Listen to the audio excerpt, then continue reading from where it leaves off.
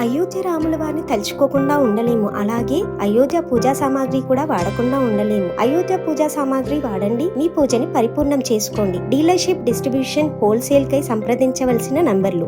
ఇందిరమ్మ ఇంటికి భరోసా, PMAY పథకానికి అనుసంధానం, రాష్ట్ర ప్రభుత్వానికి ఆర్థిక ఉపశమనం, పేదల ఇంటికి సాయం పెంచే యోచనలో కేంద్ర సర్కార్. పట్టణ ప్రాంతాల్లో 2 లక్షలు, గ్రామాల్లో 1.30 లక్షలకు ఇస్తా ఉన్నారంట.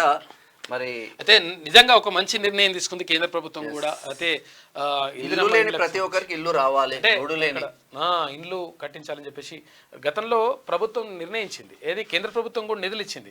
1,70,000 రూపాయలు ఇస్తుండే గతంలో. అయితే ఈ 1,70,000ని ఇప్పుడు 2 లక్షల రూపాయల వరకు పెంచుతా ఉన్నారంట. అయితే విషయం ఏంటంటే ఈ పైసలు ఇచ్చినా కానీ ఇవి నా ఇండ్లే అట్లా అని చెప్పేసి, డబుల్ బెడ్రూమ్ అట్లా అని చెప్పేసి కాక అవి కూడా ఓపెన్ చేయలేడు. తర్వాత కేంద్ర ప్రభుత్వం నుంచి వచ్చేటువంటి నిధులను కూడా సరిగా వాడుకోలేడు. ఈ దుర్మార్గమైనటువంటి ఆలోచన చేసిండు. తర్వాత పేదలకు, తర్వాత తెలంగాణ ప్రజలకు తీరని అన్యాయం చేసిండు కాక గతంలో. రాష్ట్రంలో పేదల కోసం చేపట్టనున్న ఇందిరమ్మ ఇల్లు పథకాన్ని ప్రధానమంత్రి ఆవాస్ యోజన PMAY కు అనుసంధానం చేయాలని ప్రభుత్వం నిర్ణయించింది. ఈ పథకాన్ని PMAYకి అనుసంధానిస్తే అర్హులైన పేదలకు సత్వరమే ఇళ్ల నిర్మాణానికి సాయం అందించగలగడంతో పాటు రాష్ట్ర ప్రభుత్వానికి ఆర్థిక భారం తగ్గే అవకాశం ఉంటుంది. అయితే PMAY కింద పలు రాష్ట్రాల్లో అమలు చేసే ఇళ్ల నిర్మాణాల పథకాలకు కేంద్రం కొంతమేర నిధులు అందిస్తుంటుంది.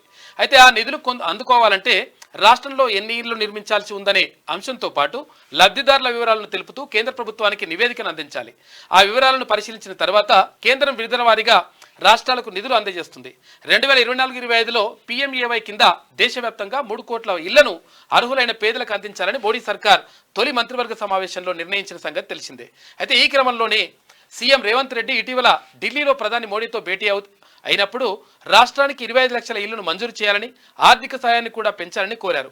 అయితే PMAY మార్గదర్శకాలకు అనుగుణంగానే రాష్ట్రంలో ఇళ్ల నిర్మాణాలు విధి విధానాలు రూపొందిస్తామని కూడా తెలిపిండు. అయితే సర్కార్కు ఉపశమనం. రాష్ట్రంలో ఇల్లు లేని అర్హులైన పేదలకు ఇంటి స్థలం ఉన్న వారికి ఆర్థిక సాయం, జాగా లేని వారికి స్థలం ఇచ్చి ఆర్థిక సాయం, ఇంటిని నిర్మించుకునేందుకు 5 లక్షల ఆర్థిక సాయం చేస్తామని కాంగ్రెస్ హామీ ఇచ్చింది. దీని ప్రకారం 2024-25లో తొలి విడతలో నియోజకవర్గానికి 3,500 ఇళ్ల చొప్పున రాష్ట్ర వ్యాప్తంగా 4,16,500 ఇండ్లను పేదలకు అందించాలని, రిజర్వ్ కోటా కింద మరో 33,500 ఇండ్లను ప్రభుత్వ ఆధీనంలో ఉంచాలని చెప్పేసి కూడా రాష్ట్ర ప్రభుత్వం భావిస్తూ ఉంది. ఇక్కడ బేషజాలకు పోతలేదు ప్రభుత్వం. ఎందుకంటే మీరు ఇస్తే మేము చేసుకునేది, మేము ధనిక రాష్ట్రం ఇట్లని లంగకథలన్నీ ఏం లేవు. ఎందుకంటే పేదలకు మంచి జరగాలి, ప్రజలకు మంచి జరగాలి. పేరు ఏదైనా సరే, ఏమైనా సరే, పేరు ఎవరికి వస్తే ఏమైతుంది, రాష్ట్ర ప్రభుత్వానికి వస్తే ఏమైతే కేంద్ర ప్రభుత్వం అని ఇప్పుడు ఉన్నటువంటి రాష్ట్ర ప్రభుత్వం భావిస్తా ఉంది, ముఖ్యమంత్రి భావిస్తా ఉన్నాడు. కాబట్టి పేదలకు మంచి జరగడం ఇంపార్టెంట్, ఇక్కడ తెలంగాణ ప్రజలకు మంచి జరగడం ఇంపార్టెంట్. కాబట్టి కేంద్రాన్ని వెళ్ళి అడిగిండు, అయ్యా కొంచెం నిధులు పెంచండి, తర్వాత మాకు ఏది పేరు పెట్టుకుని అట్లా ప్రాబ్లం ఏం లేదు, మీ నియమ నిబంధనలు ఏవైతే ఉంటో ఆ నియమ నిబంధనలకు అనుగుణంగానే మా వాళ్ళు ఇల్లు కట్టుకుంటారు, అసలే ఇల్లు లేని వాళ్ళకి ఇల్లు నిర్మిస్తే మంచిగా ఉంటుంది కాబట్టి అని చెప్పేసి అక్కడ రిక్వెస్ట్ చేసిండు.